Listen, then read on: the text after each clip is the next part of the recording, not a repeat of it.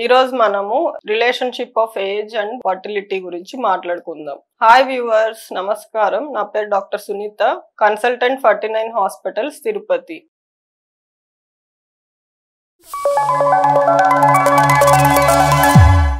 అంటే మ్యారేజ్ అయినాక best age for pregnancy ఏది అనేది చెప్పుకుందాము.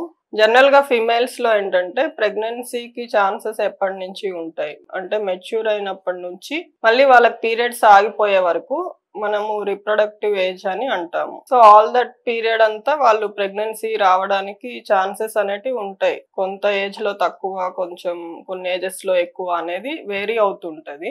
జనరల్ గా ప్యూబర్టీ వచ్చిన తర్వాత ఫిక్స్డ్ అమౌంట్ ఆఫ్ ఎగ్స్ ఉంటాయి అనమాట. అంటే బర్త్ అప్పుడు మిలియన్స్ లో ఉంటాయి ఓవరీస్ లో ఎగ్స్ అనేటివి.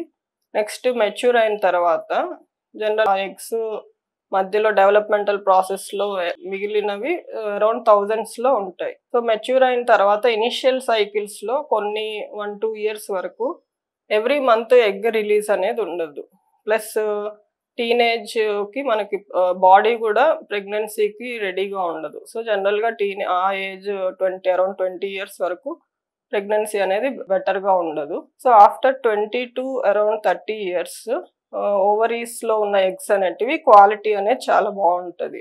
అంటే నంబర్ కూడా ఏజ్ అయ్యే కొద్దికి నంబర్ ఆఫ్ ఎగ్స్ అనేటివి ఎవ్రీ మంత్ ఒక్కొక్క ఎగ్ సెలెక్ట్ అవుతుంది. వాటితో పాటు కొంచెం అరౌండ్ 8 to 10 ఎగ్స్ అనేటివి వానిష్ అయిపోతూ ఉంటాయి. ఈ రకంగా చూసుకున్నట్లయితే ఏజ్ పెరిగే కొద్దికి మనకి ఎగ్స్ అనేటివి నంబర్ తగ్గిపోతుంటాయి. అండ్ మ్యారేజ్ అయినాక just couple understanding plus maturity levels వచ్చిన తర్వాత జనరల్ గా 20 to 30 years లోపల ప్రెగ్నెన్సీ అనేది ప్లాన్ చేసుకుంటే బెస్ట్. లేదు ఇప్పుడు కొత్తగా కెరీర్ ఓరియంటెడ్ అనేసి మనకి కొంచెం ప్రెగ్నెన్సీ అనేది డిలే చేస్తున్నాము. సో ఆ రకంగా చూసుకున్నట్లయితే జనరల్ గా 35 years అబోవ్ అయిన వాళ్ళకి నెంబర్ ఆఫ్ ఎగ్స్ అనేటివి తగ్గిపోతాయి. ప్లస్ క్వాలిటీ కూడా తగ్గిపోతుంది. అంటే తక్కువ ఎగ్స్ ఉన్నప్పుడు వాటిల్లో డిఎన్ఏ డ్యామేజెస్ అవన్నీ పెరిగే ఛాన్సెస్ ఉంటాయి అన్నమాట. సో నంబరు క్వాలిటీ తగ్గిపోయినప్పుడు న్యాచురల్ ప్రెగ్నెన్సీకి కష్టము.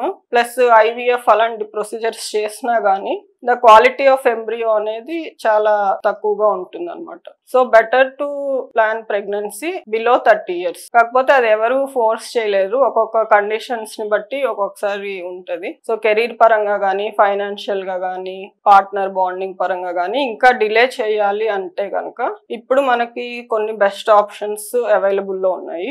లైక్ ఊసైట్ ఫ్రీజింగ్ ఒకటి. అంటే ఊసైట్స్ మనము యంగ్ ఏజ్ లోనే ఊసైట్స్ ని తీసుకొని ఫ్రీజ్ చేసి పెడతాము. మళ్ళీ ప్రెగ్నెన్సీ ప్లాన్ చేసుకుంటున్నప్పుడు వాటిని యూస్ చేసుకోవచ్చు అనమాట. ఇంకొకటి వచ్చి ఎంబ్రియో ఫ్రీజింగ్ అనే ఆప్షన్ ఉంది. సో కపుల్ ఇద్దరు మ్యారేజ్ అయింది, ఇంకా మాకు ప్లాన్ చేసుకోవడానికి టైం కావాలి అనుకున్నప్పుడు ఎంబ్రియో ఫ్రీజింగ్ కి కూడా వెళ్ళొచ్చు. అది ఫిమేల్ ఫర్టిలిటీ రిలేటెడ్. ఇంకా మేల్స్ కి కూడా ఏజ్ పెరిగే కొద్దికి కొంచెం స్పర్మ్స్ కౌంట్ అండ్ క్వాలిటీ అనేది తగ్గుతుంది. But at higher age like general గా మేల్స్ లో అరౌండ్ 50-55 వరకు కూడా సెమెన్ కౌంట్ గానీ ప్లస్ మోటిలిటీ అన్ని ఫ్యాక్టర్స్ నార్మల్ గా ఉండే అవకాశాలు ఎక్కువ ఉంటాయి. కాకపోతే కొంచెం డిఎన్ఏ చేంజెస్ వల్ల ఒక్కొక్కసారి ఎంబ్రియో క్వాలిటీ వీటి వల్ల కూడా తగ్గే అవకాశాలు ఉంటాయి. ఇది నార్మల్ ఏజెస్ ఇవి. కానీ కొంతమందిలో ప్రీమెచ్యూర్ గా కొంతమందిలో ఎగ్స్ తగ్గిపోవడం, కొంతమందిలో స్పర్మ్స్ తగ్గిపోవడం ఇలాంటివి కొంతమందిలో జరుగుతుంటాయి. సో జనరల్ గా మ్యారేజ్ అయ్యి కొంచెం ఒక అండర్స్టాండింగ్ వచ్చిన తర్వాత better to consult fertility specialist and just do basic investigations. అంటే వాళ్ళు ఎగ్స్ ఎలా ఉన్నాయి, వాళ్ళకి పిల్లలు పుట్టే అవకాశం ఎలా ఉంది అని చూసుకొని దాన్ని బట్టి they can plan to delay or continue with the pregnancy planning. Hope you find the information helpful. Thank you.